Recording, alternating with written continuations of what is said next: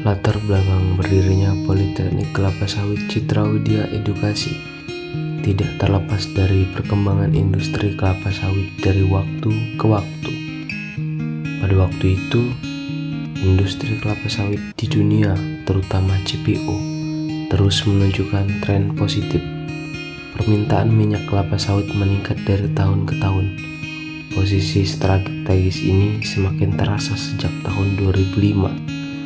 Di tahun itu, minyak kelapa sawit telah menjadi minyak nabati dengan produksi terbesar 24%, menggeser minyak kedelai menjadi 23% yang sebelumnya menjadi raja minyak nabati dunia, dan kini menurut data Oil World Annual 2019-2010, perbandingan tersebut semakin meningkat dari total 168,8 juta ton minyak nabati.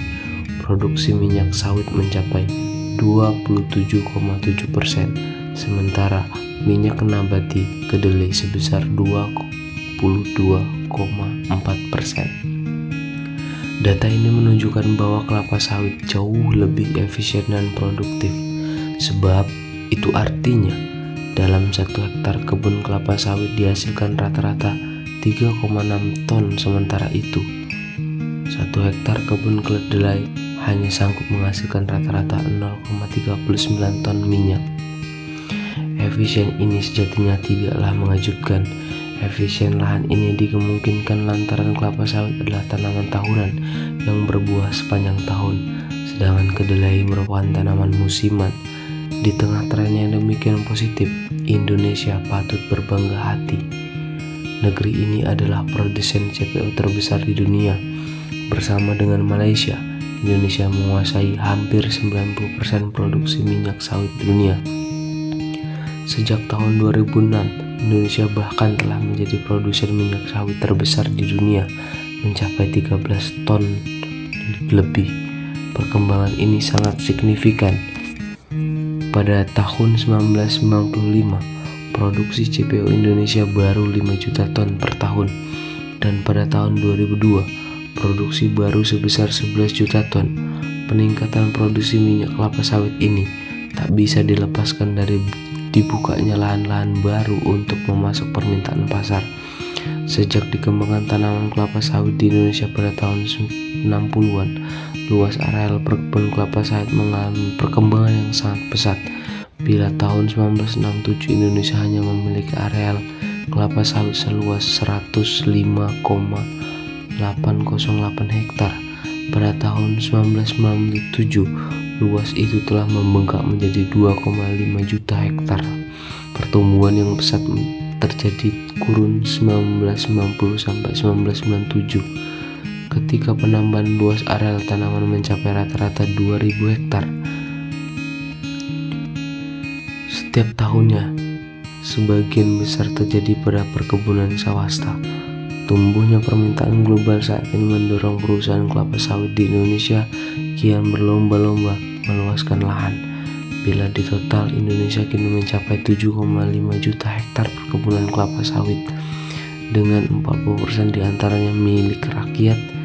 Luas areal sawit yang bertambah ini pastinya akan kian mempengaruhi jumlah produksi dari tahun ke tahun.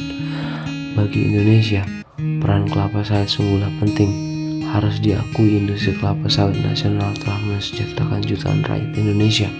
Fakta juga menunjukkan bahwa minyak sawit adalah satu-satunya komoditi non-migas Indonesia yang menempati posisi strategis dalam pencaturan minyak nabati dunia. Mengingat Indonesia adalah penghasil terbesar komoditas ini, sayangnya di tengah derap kemajuan industri, pasokan tenaga-tenaga terampil untuk mengolah kebun, pabrik, serta logistik kelapa sawit bisa dikatakan masih kurang. Konsentrasi membuka lahan baru tidak diimbangi sumber daya manusia yang memadai. Hingga saat ini bahkan banyak perusahaan kelapa sawit di Indonesia yang justru menggunakan tenaga asing ketimbang kekuatan bangsa sendiri. Sebagai produsen kelapa sawit terbesar di dunia, Sesungguhnya heran jika Indonesia justru kekurangan ahli dan tenaga terampil di bidang kelapa sawit. Padahal peluang yang lahir dari industri kelapa sawit baik struktur CPO ataupun produk olahannya sangatlah besar. Industri perkebunan dan pengolahan kelapa sawit memerlukan tenaga yang terdidik, terampil dalam memenuhi kebutuhan CPO dunia. Yang diperlukan oleh industri kelapa sawit saat ini adalah masa yang akan datang adalah tenaga kerja yang mempunyai keahlian praktis yang dapat mengelola potensi tersebut dengan baik dan juga mengawasi mutu dari produksi minyak sawit tersebut sehingga bisa bersaing di pasar dunia. Berangkat dari keprihatinan atas situasi yang ada, sejumlah pengusaha dan praktisi industri kelapa sawit yakni Jongkarawarna Nyorman dan M. Badrudin Kol, A.R.T. Purnawan, R.B. Iskandar Kristantoro beserta sejumlah pengusaha serta praktisi sumber daya manusia terdorong untuk mendirikan sebuah institusi pendidikan yang berorientasi pada bidang kelapa sawit. Kemudian berdirilah Politeknik Kelapa Sawit Citra Widya Edukasi. Pendirian Politeknik ini dititik beratkan pada kegiatan praktek lapangan baik di kebun, di laboratorium, ataupun bengkel, serta berfokus sesuai dengan kompetensi masing-masing setiap program studi. Dengan sistem seperti ini diharapkan materi yang disampaikan di kelas laboratorium maupun di bengkel dapat diterapkan langsung di dunia kerja secara nyata. Oleh karena itu, kebutuhan akan adanya sebuah politeknik kelapa sawit diperlukan untuk menghasilkan sumber daya manusia yang berkualitas. Pada akhirnya, PKSCWE diharapkan akan memberikan manfaat bagi dunia industri pengolahan kelapa sawit sekaligus memberikan jawaban terhadap permasalahan mengenai sumber daya manusia. Eksistensi lembaga pendidikan yang terbukti menghasilkan sumber daya manusia yang mampu menjawab tantangan dan kebutuhan yang ada juga merupakan kebanggaan tersendiri bagi masyarakat industri pengolahan kelapa sawit dan CPO.